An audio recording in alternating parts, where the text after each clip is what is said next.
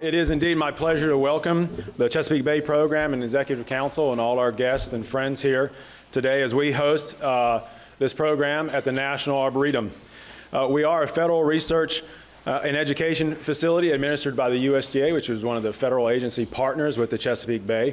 We are administered by the Agricultural Research Service, which is the research arm. So we are here on 446 acres doing research, but we're also a public garden. And it's very appropriate that we get to host this event because many of our ARS scientists are the very folks that are doing and producing the science in terms of hydrology and water quality and the interface of agricultural ecosystems that are going to help the CBP move forward and with scientific process and data for implementation and restoration, the restoration goals of Chesapeake Bay.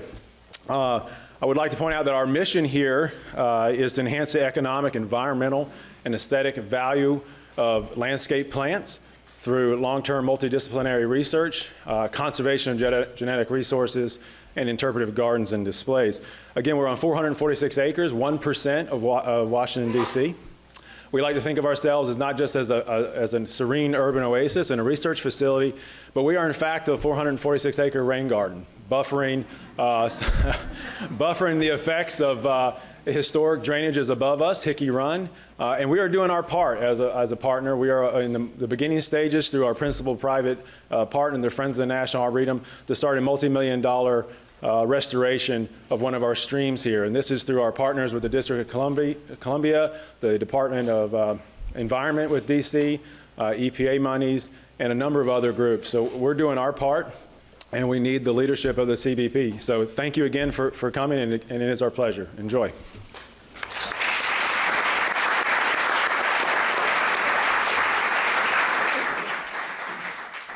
Well, thank you all for being with us here today for our Chesapeake Bay meeting. We just had a good private session in there to talk about some of the issues that go off the historic agreement. As you know, we signed in Annapolis last year of our new watershed agreement. Now we talk about implementation and how do we move forward. I think I speak for everybody in this room, and I can speak for all of the representatives. That bay is a treasured asset, all of us. And making sure we keep it clean and healthy, not only the economic impact of our watermen and the folks who enjoy the bay for leisure, and for all of our tourism industry. It is such a tremendous asset. And we all understand our responsibility on this board to understand it is our responsibility, wherever we can, to protect it for generations to come. I want to thank the mayor. It is great to be in one of the greatest cities in the United States of America. Give Mayor Bowser a great round.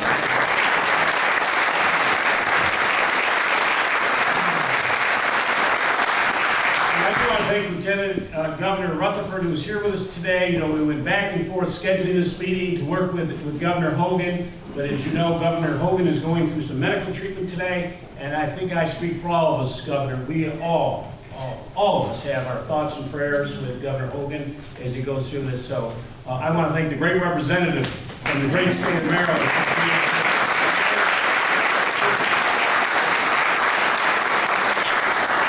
By another great Commonwealth, the Commonwealth of Pennsylvania. I want to thank John Quigley, who is the Secretary of Environment. The governor would be here, but as you know, they don't have a budget yet up in Pennsylvania. And he is working with his legislature. We in Virginia don't understand it. We got done a day early this year. Bipartisan, everybody was happy, so I don't understand what the issue is. But we wish Governor Wolf well, but we want to thank John Quigley from the great Commonwealth of Pennsylvania. And from the great state of Delaware, we want to thank Ed Key for being here with us today. He is the Secretary of Agriculture for the great state of Delaware. Thank you for doing this. We have the greatest delegate I think to ever serve in the Virginia House with us today, Chairman of our Bay Foundation, Scott Lingenfelder. Thank you, sir. Who's with us from Interior. We want to thank her for all the great work, and I really want to thank the Interior Department. As you know, we've gone and requested some new funding for the rivers of the Chesapeake, and I got to tell you, they have included it in the budget. And I just want to thank the Interior Department to realize when you protect our assets here in the Mid-Atlantic and the East Coast, you are really protecting America's treasures. So I want to give the Interior Department a great round of applause.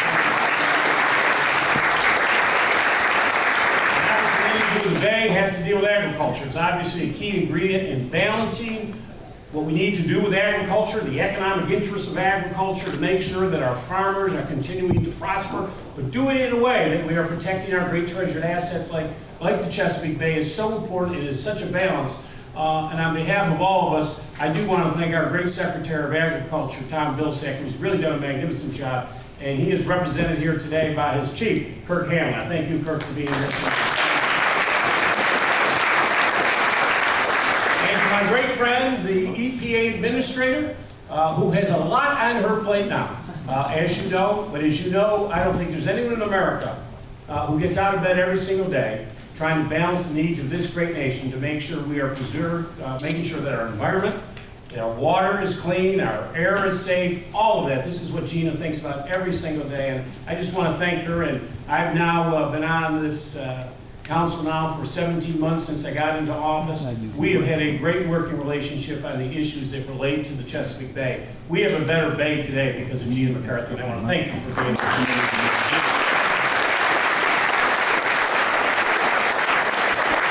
We have made great progress in the last year, as you know, from the development of the management strategies to the implementation of the practices and programs to support our water quality restoration agenda.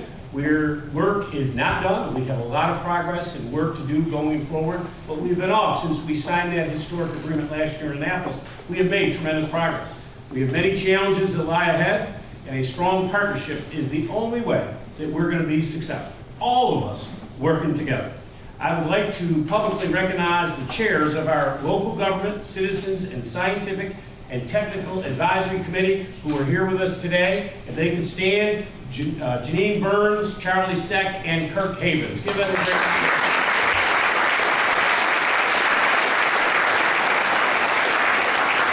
They're all volunteers, but they do this full time. I was honored to have them down in Richmond the other day. We had a couple-hour meeting to discuss what we need to do. But to be honest with you, I want to thank all the community groups that you all actually represent. You folks do a magnificent job, so I really, really, greatly appreciate the work you do. And as I mentioned at our luncheon before, they are such a resource, and we all need to work with our community groups because they are such great allies to push forward what we need to get done. As I say, our work with our federal agencies and others, including the Department of Defense and the Army Corps of Engineers, shows the necessity of a strong federal and state partnership. I will continue as your chairman to work closely with our federal partners to ensure that we have all the resources and support for our collective efforts. I will now call on the Chesapeake Bay Program Director, Nick DePasquale, who is here with us today for the State of the Program Report, to tell us how we're doing.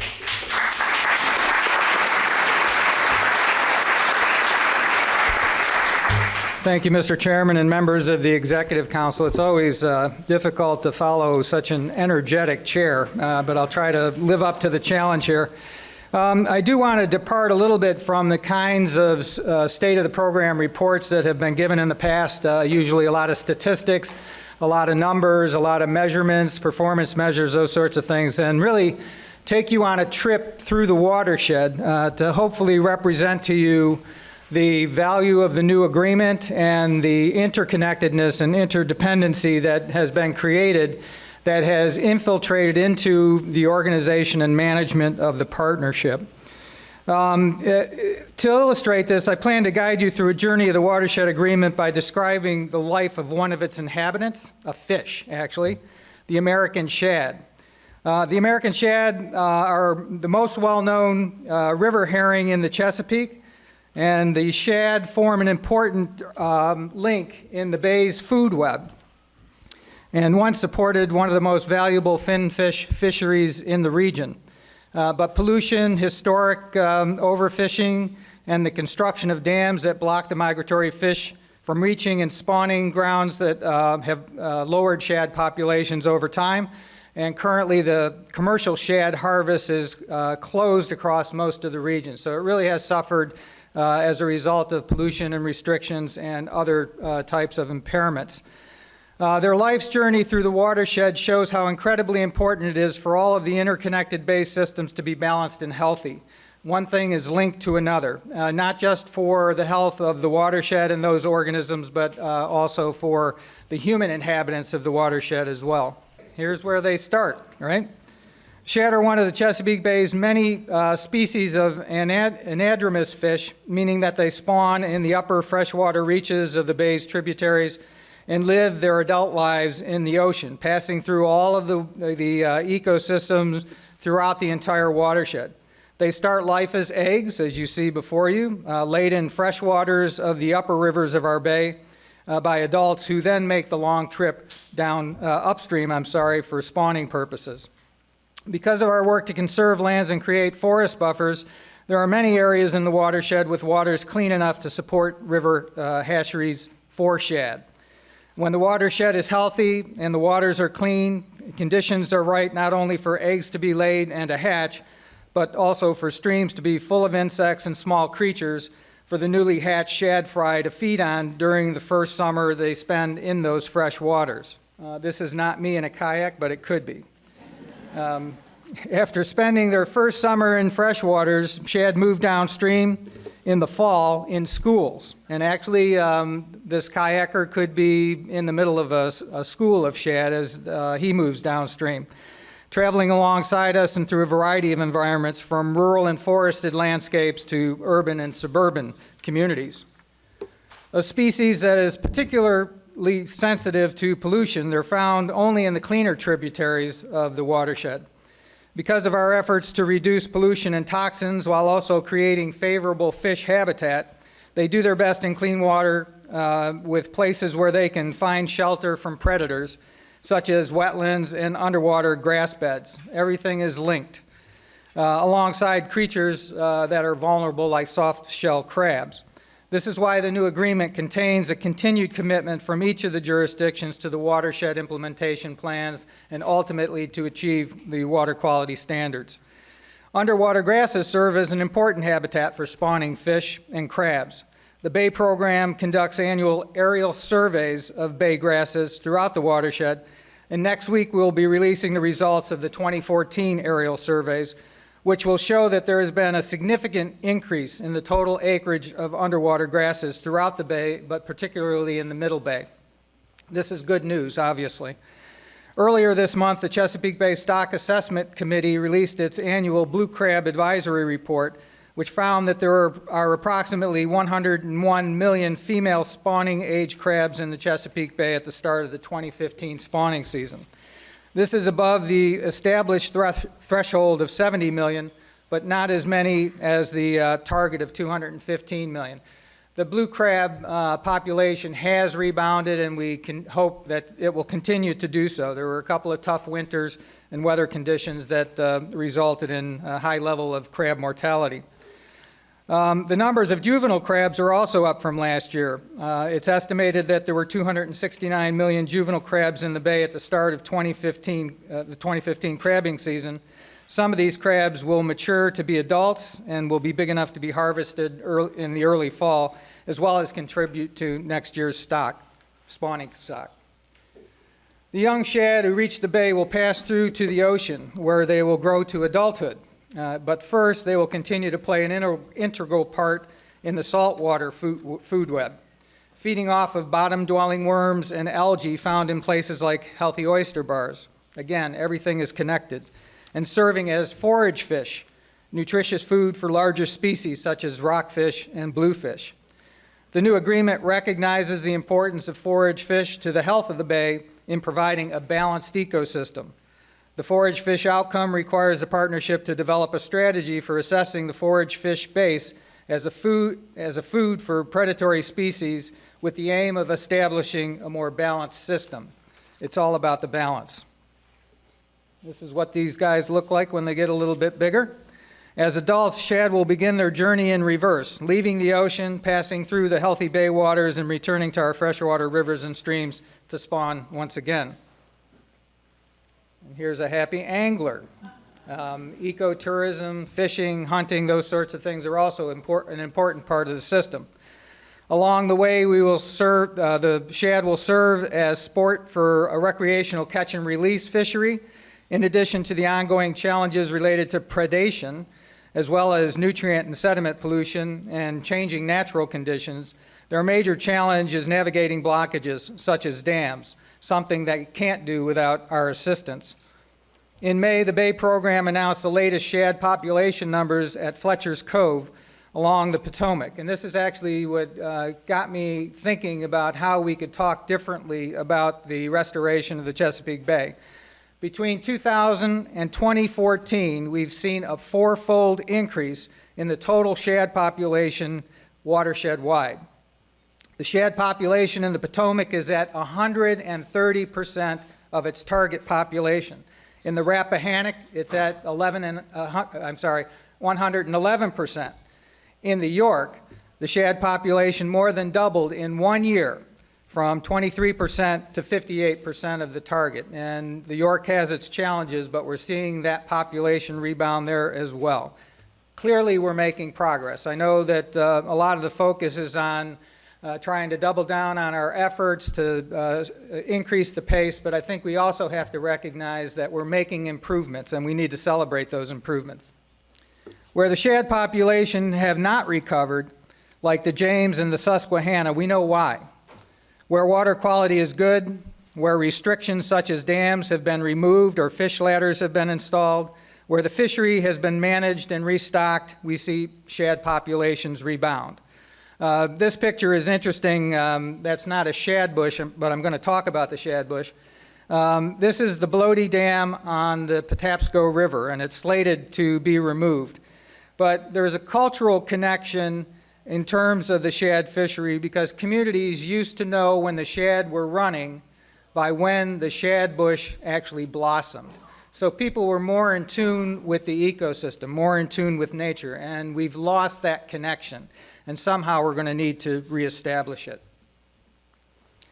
To succeed in the long term, it's critical that we have environmentally literate children and young adults who understand the importance and the value of our natural world and work to protect, restore, and sustain this precious ecosystem, as the governor pointed out. Just as biological and ecological diversity build a strong natural system, diversity in our restoration and conservation efforts will strengthen our work and our communities.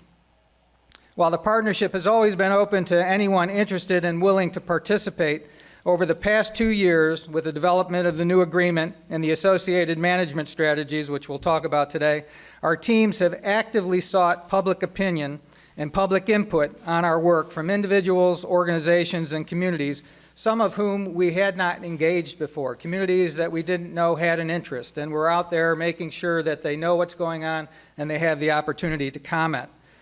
With strong leadership from our goal implementation teams who are represented here and our advisory committee chairs, we have drawn on expertise from new groups such as the Eastern Brook Trout Joint Venture, the Black Duck Joint Venture, the Landscape Conservation Cooperatives, and with the help of the Local Government Advisory Council, local governments who are actually responsible for implementing a lot of the measures that we need to reduce pollution and be successful in our restoration efforts.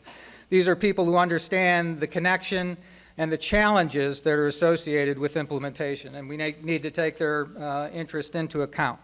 We need more adult shad to be able to make it upstream, just as we need to redouble our efforts as a partnership to restore this ecosystem. Through the life of a shad, we've traveled from freshwater streams to saltwater marshes and the ocean, and then back upstream again, touching on many of the goals the watershed agreement includes, illustrating how each is a critical link, both in the life cycle of the fish, but in our collaboration efforts as well. I touched on more than half of the outcomes for restoration: protected lands, healthy watersheds, riparian forest buffers, which we talked about at lunch, water quality, toxics, stream health, fish habitat, fish passage, wetlands and underwater grasses, oysters, crabs, and forage fish, stewardship, environmental literacy, diversity, which are all vital to the health of every part of the ecosystem, including our communities. And finally, climate resiliency. If we can't rebuild the resilience of the Bay, we're not going to survive the challenges associated with climate change. And I would announce that we just hired a climate coordinator to assist us in our effort. Zoe Johnson, I believe, is here with us today. Zoe, if you would stand up. She brings a tremendous amount of experience, and we're certainly going to present her with a number of challenges to deal with climate resiliency within the system. So, through the new watershed agreement and the work we've done over the past year, we continue to break down some of the institutional boundaries and bureaucratic barriers that slow our progress. We're building a more collaborative future for the partnership, reflecting the way an ecosystem works in more ways than we ever have. And I think we need to keep that in mind as we go about our business. One thing we recognized in the new agreement is that there are overlaps in some of our goals and outcomes, which is actually a good thing because it helps emphasize the connection that exists between them. The management strategies that we present to you today are equally connected and fully integrated with each other, just as the Bay program management structure and operations have become more integrated and coordinated. We're currently developing 2-year work plans, which is a carryover from the Executive Council's vision and decisions made back in 2009 to have not only long-term goals, but to have short-term targets to enable us to measure our progress, report on our progress, to use that information to make adjustments in our approaches and strategies as appropriate through the scientifically rigorous adaptive management process, to hold ourselves accountable and be held accountable by the public, to make our information more accessible and our decision-making more transparent. So, in closing, I'll state my belief that the Chesapeake Bay watershed is one that, although still impaired, shows significant signs of resilience and recovery. Our ever-improving science tells us that it's going to take time for us to see the full fruits of our efforts, just as it took time for us to recognize the damage that was being manifested by the practices that we were engaged in. The signs of resilience across the watershed tell us that it's worth our continued effort and dedication to improve and strengthen our work and to continue to rebuild the natural support systems that will further its recovery and restore the balance that's so important to this ecosystem. Your commitment in signing the 2014 Chesapeake Bay Watershed Agreement provides us with a management and accountability framework with clearer goals and outcomes, more opportunity for collaboration and coordination, greater accountability and transparency, and improved access to the latest science to advance our restoration efforts. On behalf of the Principal Staff Committee and its chair, Molly Ward, I have the honor to present to the Executive Council and members the program's final management strategies. And we actually have it in somewhat of a new, unique shape here. Instead of putting together a binder like this one for all of you to have, we put it in a thumb drive to recognize that we're having our conservation efforts. And we hope to work with you and work on, follow your guidance, assistance, and support in implementing these new management strategies over the next decade. So with that.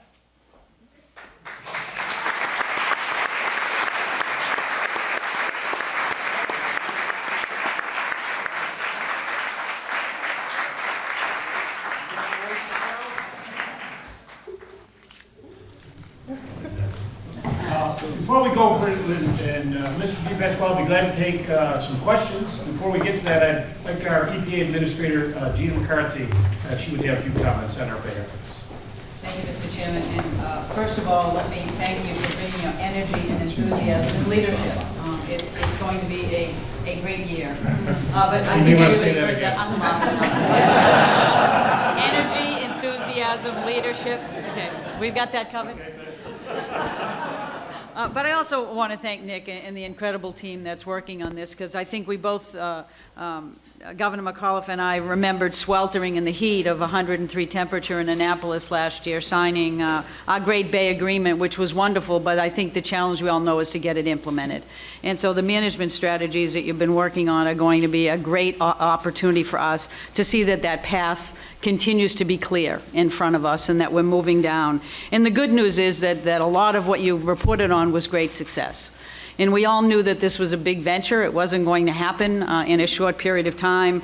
But I was excited to see that we have areas where we're doing very well. The 2-year milestone interim assessment made it clear that we're doing great in some areas, but also made it clear that there are areas where we're not doing as well, where we're falling short. And I think with this governor's leadership, and frankly with the leadership of the council that I've had listened to for the past hour or so, I know that we're going to bind together and we're going to focus on those areas that need improvement. And I know there's leadership here in this commitment. I know these states feel bound by the Chesapeake, and I know they value it as much as anybody does in terms of its value to them and to their families. So I feel very reinvigorated by the meeting that we just had, by the commitment that I see. I know I spoke with Governor Wolf just a short time ago. I have really heard a governor speak so eloquently about what a river means to him and his family. He lives close to the Susquehanna, and he values it as much as I value my Boston Harbor, and many of the folks here value their treasured waters near them. So I think we will work through the challenges, and we're going to make a really strong effort to address those areas where we're falling behind. And I really want to recognize Sean Garvin, who is our regional, there you are, Sean. I didn't recognize him, so you should. Our regional administrator who works so hard on this, and Jeff Corbin, and everybody who really makes this great effort. So thank you, Nick, for all of the work on the management strategies. We are going to turn this TMDL and this Bay Agreement into a really fine success story on how you restore such a pristine treasure and make it come back to life everywhere. So thank you. Thank you.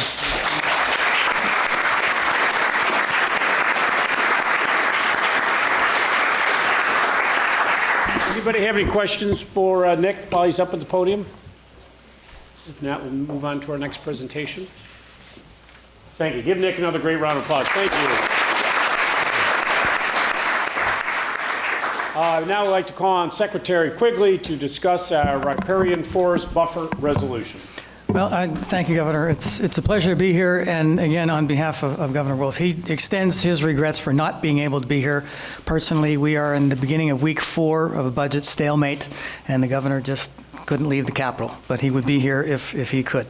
I had the privilege of discussing with my colleagues this morning the importance of riparian buffers and a resolution that would enable us to advance our goals to establish and retain forested riparian buffers. We all know how important this tool is. It's one of the most effective and most cost-effective methods of improving water quality for the Bay, and we unanimously adopted that resolution. But what I would also like to do, since it's kind of a question that's in the room anyway, is talk with you a little bit, and really for just a couple of minutes, about Pennsylvania. Since 1985, Pennsylvania has directed more than $4 billion by way of grants, loans, and program investments toward Chesapeake Bay restoration efforts. That investment has resulted in a 25% phosphorus reduction, a 6% nitrogen reduction, and nearly 15% sediment reduction since 1985.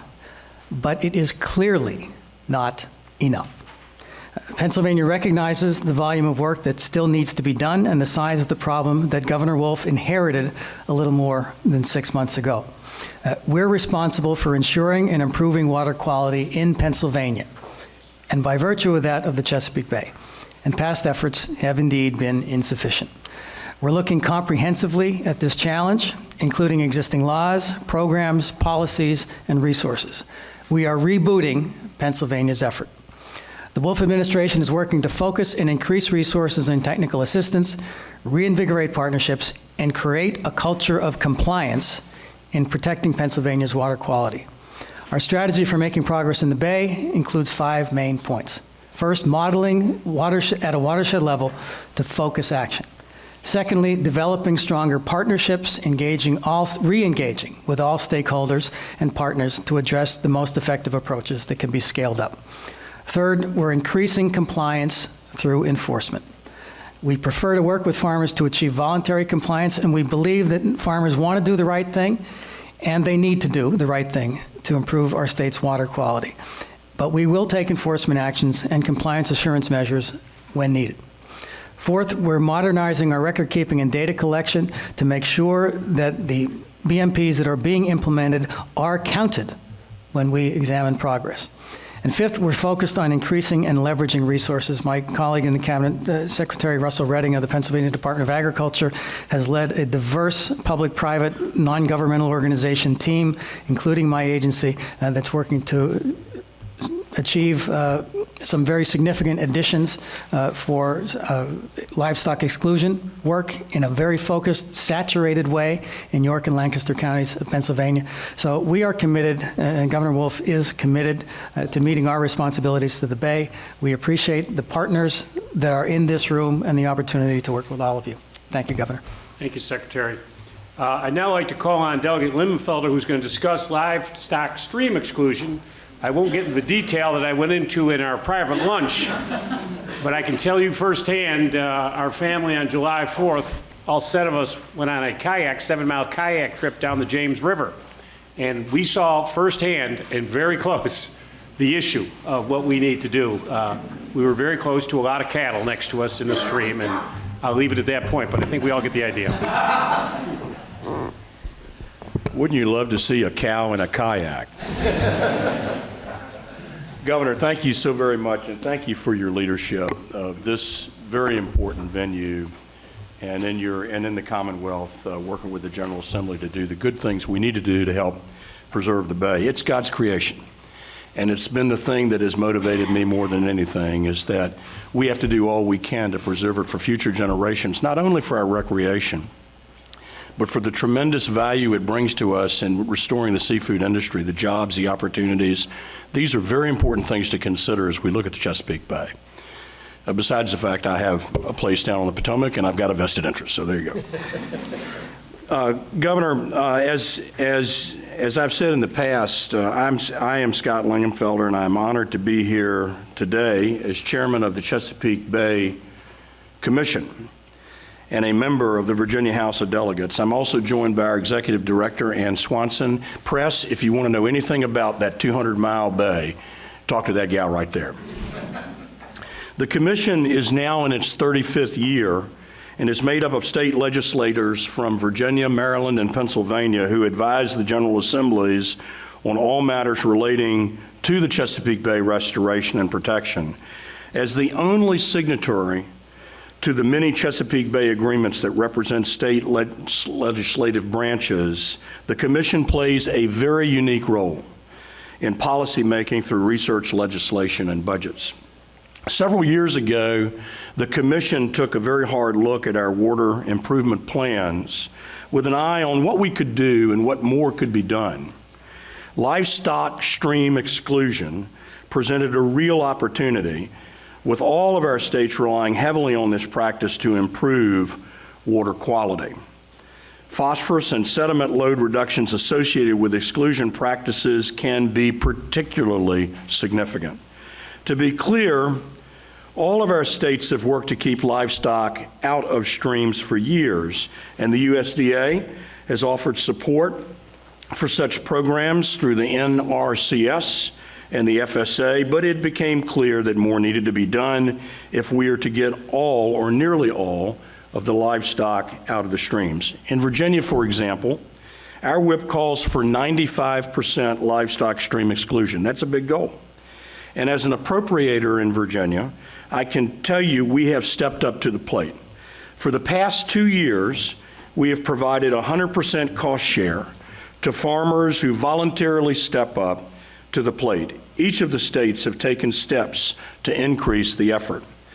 As the Commission, we analyzed what more could be done. This May, this work was culminated with the release of our report titled Healthy Livestock, Healthy Streams. I hope that the press will get a copy of this and read it.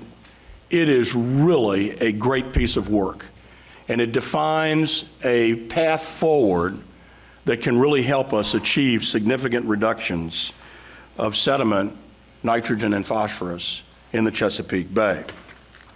Today, in the private meeting that we held under the governor's leadership, the Executive Council members discussed this important issue and collectively recognized the need that more needs to be done. And so we have agreed to sign a letter together under our signatures to Secretary Vilsack as our critical important federal partner. Our letter will try to zero in on essentially 5 sections that the USDA could take, or 5 actions, I should say, to improve the ability to keep livestock out of streams.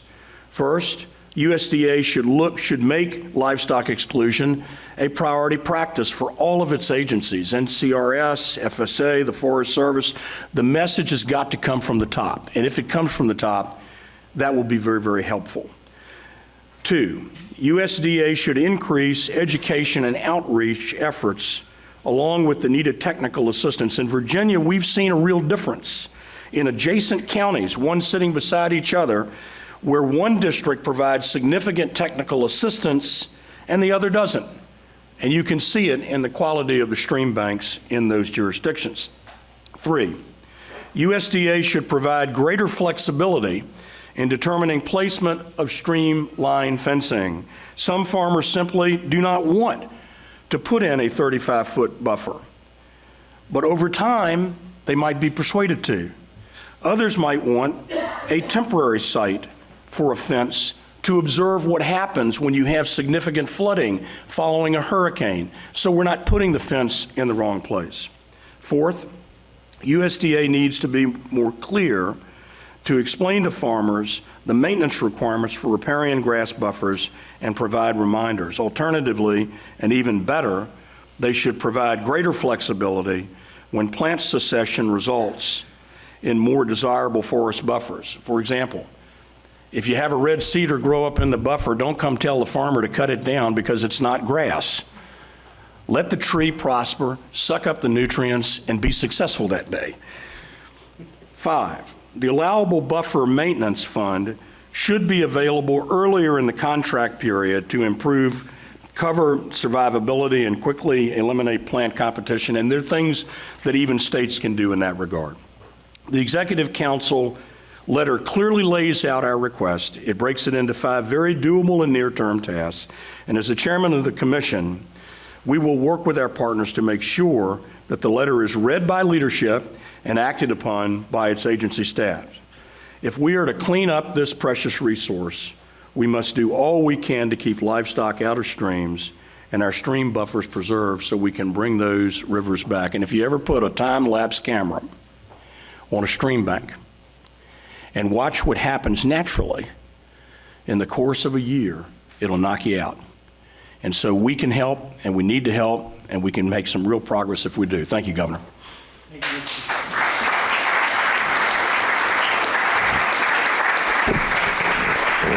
Thank you, Mr. Chairman. Kirk, would you like to respond from the Department of Agriculture and how you think our letter will be received at the Agriculture? Yes. We'll be happy to take the letter to the Secretary. That's probably a good answer in your position. Good. Let me mention another top topic that we have been involved in. It's very good news for us, for those lovers of the Chesapeake Bay. About a year ago, Secretary Ward came into my office with a proposal that we need to sort of work closer with the Department of Interior because a lot of large investment of land was being done out west and not enough was being done on our East Coast and a lot for our beautiful Chesapeake Bay. You can do thousands of acres out in the west relatively easily. It's very difficult to get several thousand acres along our Chesapeake Bay. Very hard thing to do. So we came up with a plan called the Rivers of the Chesapeake. Secretary Ward and I went to see Secretary Jewell, Secretary of the Interior. We spent over an hour and a half in her office with maps, and it was a very, very great meeting for us at the Bay. And we then went to the highest levels of the White House and made the same pitch there that this is important for our Bay, that we need to invest in the Bay. And I'm proud to say that the President's budget for fiscal year 2016 now includes $39.7 million for land protection in the Chesapeake Bay watershed through the Land and Water Conservation Fund. And when fully appropriated, I don't say if, when fully appropriated, this funding will allow us to conserve up to 7,500 more acres in the Chesapeake Bay watershed. The funding will complement state and private conservation efforts while significantly enhancing the level of federal investment. Just to put it in perspective, in fiscal year 15, the Chesapeake Bay watershed received only $7.58 million. More than $33 million of the proposed funding is directly tied to the Rivers of the Chesapeake Land and Water Conservation Collaborative Proposal. The funding covers acquisitions of the Potomac, the Shenandoah, the Rappahannock, the James, and the Nanticoke rivers in their watersheds. Rivers of the Chesapeake is one of the 8 collaborative landscapes and only 2 that we now have in the entire east coast of the United States of America. Many federal, state, and non-governmental partners work together to assemble the Rivers of the Chesapeake proposal, and under the proposed budget, the National Park Service, the U.S. Fish and Wildlife Service, the Bureau of Land Management, and the U.S. Forest Service will receive money to conserve these key lands. These lands celebrate our region's history, they provide recreational opportunities, they conserve wildlife habitats for the Chesapeake Bay species, and protect scenic views and safeguard irreplaceable landscapes. The proposed funding will leverage past and future state and private investments to enhance the Chesapeake Bay Watershed Agreement goal, which you know it is our goal now to conserve an additional 2 million acres by 2025. So the Rivers of the Chesapeake collaborative partners are now assembling a proposal for the fiscal year 17 President's budget to carry forward this great conservation work. I have asked all of our stakeholders here today that if we could all jointly sign on a letter for our fiscal year 17 request, and also to get our congressional delegations active, because this is so important for us. And this will include acreage now along the Susquehanna, the Potomac, the James, the Rappahannock, Nanticoke, and the Shenandoah corridors. Our goal is to support these future efforts and ensure that we meet our land conservation goals for the protection of land, water, and wildlife. So, folks, that is good news since we met a year ago. Thank you.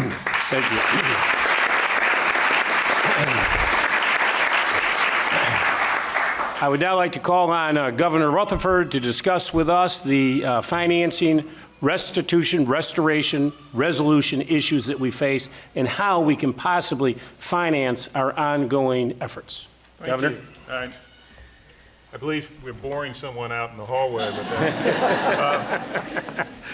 Thank you, Governor. Thank you, Chairman. And I want to thank the Council for accommodating the Governor's schedule. And then, of course, life came in to interrupt the whole thing, and so I'm here on behalf of the Governor, Governor Larry Hogan.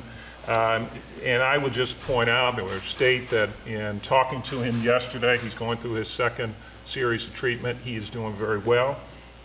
He was cheerful, he was feeling good. He actually said that he's feeling better than what his doctor said he should be feeling. But one of the things he wanted to stress is that with all the well wishes that are coming to him, that we think about others who are going through similar difficulties, other individuals who are going through cancer treatment, but also their families and caretakers. So keep that in mind. Thank you, though. And with regard to the financing side, we have a major challenge in meeting the Chesapeake Bay TMDL requirements, and public financing may not be able to address all of that. And so what we've asked for, and we agreed to a resolution to direct the program to sponsor a symposium within the next year to bring together our Bay partners, our federal partners, professionals in the industry to look at public-private partnerships, nutrient trading, and a number of other initiatives that can help bring the private sector in to help finance these improvements that we're going to need to do for the Bay and the health of the Bay. As you can imagine, Maryland is significantly impacted by the Bay and the health of the Bay. It is critical to our economy, to our watermen, to our ag industry, to recreational, as well as just the aesthetic aspects. And all of the rivers that flow into the Bay, it's very important that we reduce the nitrogen, the nutrients and sediment that come down. And these types of programs and alternative financing can help some of our upstream partners meet the requirements as well, because we have a particular challenge when it comes to the Conowingo Dam, and we will be looking at the relicensing aspects of that as well. But with that said, thank you again, and thank you for the accommodation of the Governor. Well, thank you, Governor. I appreciate it.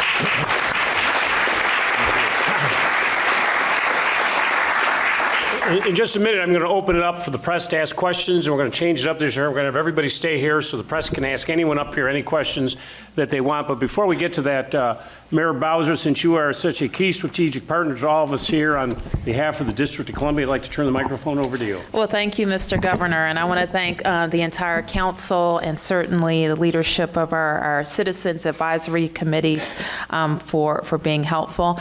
My predecessor signed on to this partnership, and we look forward to working very vigorously in the District of Columbia to make it successful. We certainly have a focus on our waterways here, and I've been joined by my director of the Department of the Environment, Tommy Wells, who will be very focused on how we can be active partners. As the Lieutenant Governor said, we're always happy to work with our upstream partners to make sure that the things that we're doing to keep the Anacostia and the Potomac and Rock Creek clean will have a big impact. And there are a lot of things that we've done to be very aggressive. We have a plan in the district, Sustainable DC, that we're heavily invested in, and we're always looking for ways to speed it up. I'll give you some examples of what we're doing. We have a focus on new stormwater regs for all new development and major renovations in the district that is effectively looking at our whole city and retrofitting large parcels and sometimes small parcels to be more efficient with stormwater runoff. We have a partnership, I'll say, with the EPA for our Clean Rivers project, which is over a $4 billion project to make sure that our combined sewer water flow system is improved. There is green infrastructure and gray infrastructure involved in those projects, and we know that's going to lead to healthier rivers. Through Tommy's leadership, we completed a bag bill some years ago that has significantly reduced the amount of disposable bags that we're taking out of our rivers. And coming up, we're going to have a ban on styrofoam, which we know is also a big contributor to problems with our river. Our businesses and residents are chipping in as well with pretty aggressive incentives offered by the city with River Smart programs and looking at stormwater runoff on their own properties. So we think with all of these initiatives, we think with this partnership and the focus on how we can all work together, we can meet some of these very aggressive goals laid out, and we look forward to doing it. Thank you, Mayor. Appreciate that.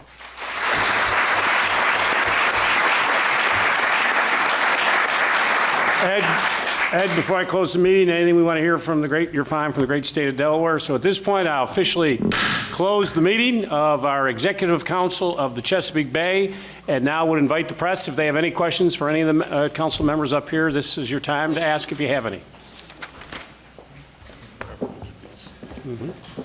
Thank you. This is Jeff Day with Bloomberg BNA.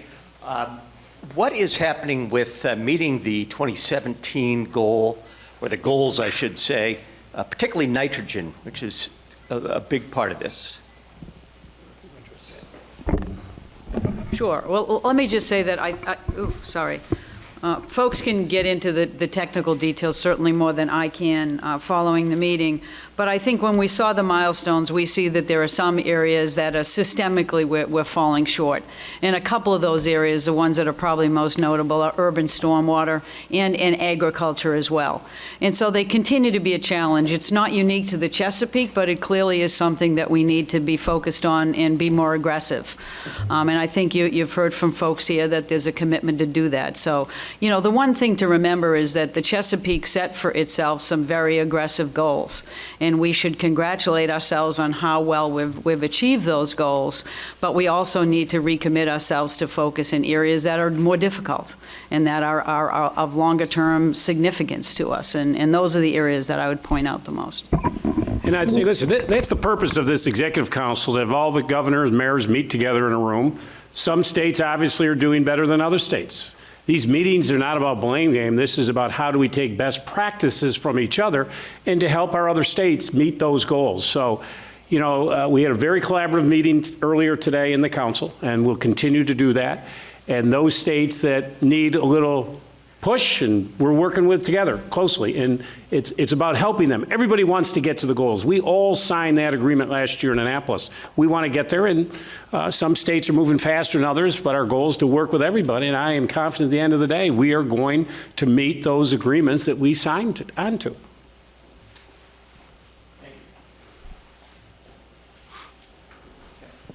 Tim Wheeler with the Baltimore Sun. It's nice to hear you're going to meet the commitments, but is there going to be a time frame for when you're going to spell out what you're going to do and when you're going to get back on track? Good question, and that was when we signed the agreement last year, they said, all right, give us all the timetables.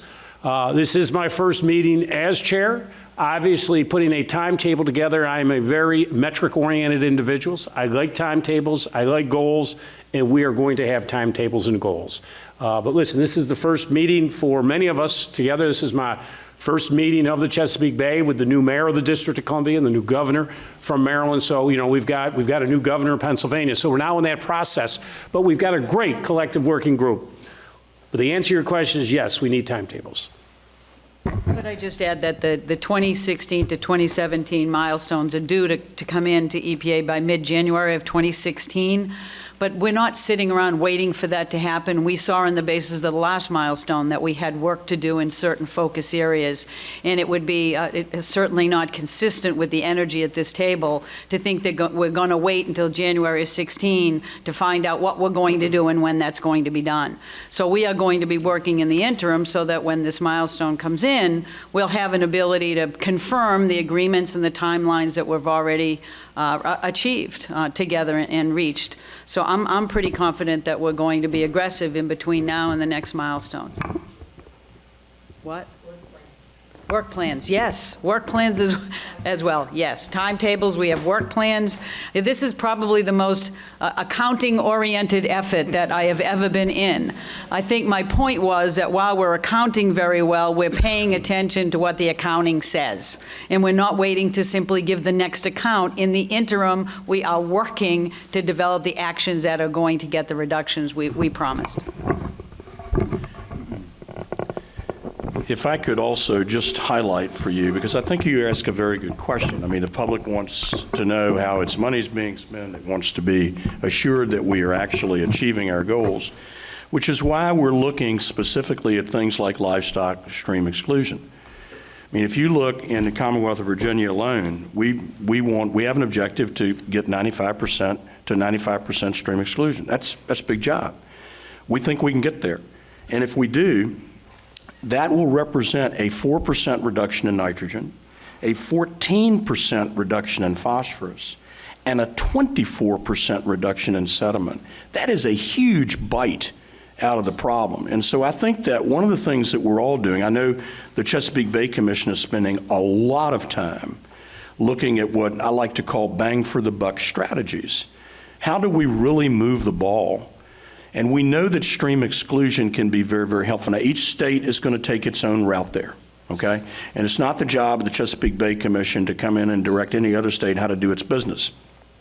But the evidence is clear that where you implement stream exclusion, you do really good things to reduce nitrogen, phosphorus, and sediment runoff into the tributaries. And so I would simply say that we're not just sitting here talking about ephemeral things. We're talking about real practices here and the policies that we can put in place in partnership in Virginia, in partnership with our ag community to see if we can't achieve this goal. We think we can, but I do think we have to put calipers on the problem. The governor is exactly right. You have to measure things in order to be successful. Anybody else?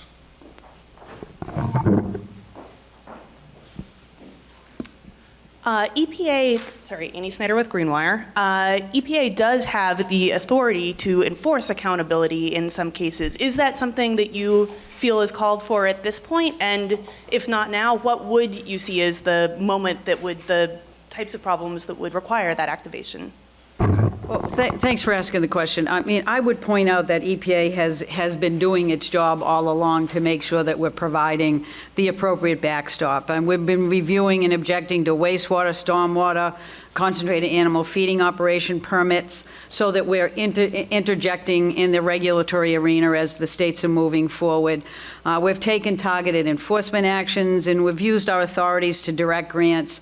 But honestly, you are not going to tackle the issue of restoring the Chesapeake one permit at a time or one grant at a time. It has to be a really systemic, collaborative approach, and that is what we are supporting. I think that's what you saw when you looked at the letters that are being sent and the resolutions that have passed, are really looking for the Chesapeake to be treated at a high and systemic level, so that we can get over the finish line and reach the restoration efforts that we all intend. But EPA knows what its job is. We will continue to watch the progress moving forward. We'll continue to work with this. But the job right now of the federal government as a family is to support this effort, because it means as much to us as it does to all of the states sitting around this table and the district. So thank you. Jonathan Wilson with WAMU Radio. Question for Governor McAuliffe and Delegate Lingenfelter, again, on livestock exclusion. This is an issue that's come up. Obviously, the Chesapeake Bay Foundation's been pretty outspoken about this. This can't be a new issue, so I'm wondering, why is this coming up so much now, and where did the breakdown happen? I mean, you guys are obviously writing a letter to the USDA. Do you lay this at the feet of federal regulators? Is Virginia fallen behind on this? What is so tricky about this issue? But let me just say, first of all, as governor, you can't look back, you got to look forward. We have hit this issue. Chairman Lingenfelter and I are in sync on this. He's a Republican, I'm a Democrat. We proved that parties can work together on issues that matter. And we're hitting this very, very hard. This is a top priority for me. You know this is a very complex issue. I talk to farmers all the time. And the issue for the farmers is, to them, this is a cost. What we try to explain to farmers, I was just out at Scott Lingenfelter's brother-in-law, where he was one of the first in the state in Virginia to go and do this. Over the long term, this will save you money. The issues by allowing the cattle to get in streams is, we know that calves are being born deformed. There are so many issues that result by contaminating our streams that farmers, I do think now, we're realizing that over the long term, this is the smart thing to do. They will actually make more money in the long term. Family farms to be passed from generation to generation. If you really care about your child is going to take over and work on that farm, then you ought to do something about allowing cattle into the stream. I just think it's a new awareness. We talk about it. You know, I don't like to go back. I like to go forward. But I can tell you, in Virginia going forward, I mean, I personally am visiting farms and talking to farmers, and I just spoke to the Farm Bureau. They get it. But the good news is, in Virginia, it is a bipartisan effort to deal with this issue. The governor's exactly right. Let me just point out, though, I think you need to get up about 50,000 feet, though, and look down. And we're talking about Virginia in this case, but I think it's true of all the states of the commission. Virginia made a conscious decision some years ago to really get after point source pollution. And under Governor Warner and Governor Kane and Governor McDonnell, we have put a lot of money toward the point source, fixing the point source problem in direct discharge situations around Virginia. 93 some plants, I think, somewhere in that area. And that was our focus, because fully 1/3 of Virginia's problem resided in those plants. Well, we've known for a long time that non-point source is a big pole in the tent, and we're going to have to get after that as well. But we took a very conscious approach to get success in an area that we could really get our hands around. Now we're dealing with something that's tougher. So it isn't like we haven't looked at this best practice. It's just now we're at a logical place to begin to look at ag practices, to suburban practices, stormwater management, and really focus ourselves on bang for the buck. And that's what we're doing here with livestock stream exclusion. This is not new, but it's an appropriate time for us to really focus on something to help us make that 2017 and 2020 goal. And it can't be done by just the farmer. This is federal and state. This costs money, and it costs money for the state to do it. And so it also comes to a prioritization process. As you probably saw, I just announced the largest budget surplus in Virginia history the other day. When I came into office 17 months ago, we had one of the largest deficits, $2.4 billion. Now we have some more money. We got issues, incentives. Now we can get back in the game on some of these important issues for us. But a lot of things come down to money. Right, Madam Administrator? Well, I was just curious about the seat I'm in between a Democrat and Republican. It's usually, and they're getting along, and I don't feel in danger at all. So I'm excited about this. Yeah. Tell Congress to stop sequestration. We'll be happy in Virginia. And while we're at it, fund the Highway Trust Fund, okay? Let's keep going. But that's editorial comment. I apologize. Anybody else? If not, I want to thank all of you, and I really want to thank all the folks who were involved here today coming. I really appreciate all the time and effort. But to reiterate what everybody said around this table, you have a group of folks that are all in for the Chesapeake Bay, and I appreciate it. We look forward to continue to work with us and give us ideas. Thank you very much.